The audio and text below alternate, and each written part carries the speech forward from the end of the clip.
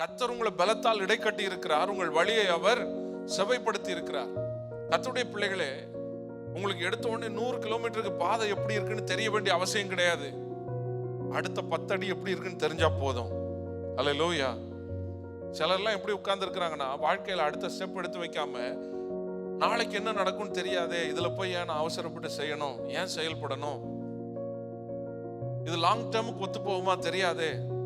கர்த்தருடைய பிள்ளைகளே, வாழ்க்கையினுடைய கடைசி நாள் வரைக்கும் நமக்கு தெரிஞ்சிட்டா நம்முடைய வாழ்க்கை சமாதானத்தோடு இருக்காது. கர்த்தருடைய நடத்துதலை பார்க்க முடியாது.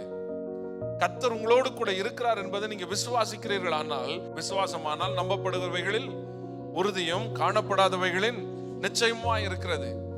அடுத்த ஸ்டெப் என்னன்னு எனக்கு தெரியாது, அடுத்த நாளைக்கு என்ன நடக்கும்னு எனக்கு தெரியாது. ஆனால் நான் ஒரு அடி எடுத்து வைப்பேன்னா, இன்னைக்கு என் பாதையை செவைப்படுத்த என்னை அழைத்தவர் உண்மை உள்ளவராய் இருக்கிறார். அல்லேலூயா.